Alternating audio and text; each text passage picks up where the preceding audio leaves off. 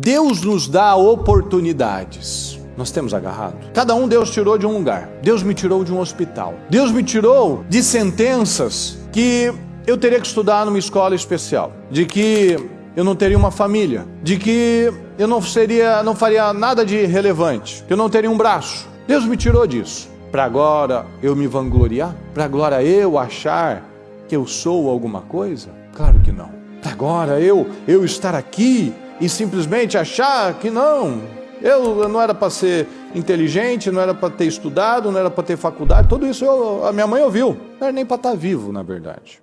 Então Deus nos tira daquele lugar para fazer uma diferença. Veja que a Esther, ela era obediente. Nós temos sido obedientes. O que nós temos recebido, nós temos aplicado, acatado a palavra. Se o meu cristianismo não afeta ninguém, tudo é em vão. Deus nos chama como canais para a glória de Deus.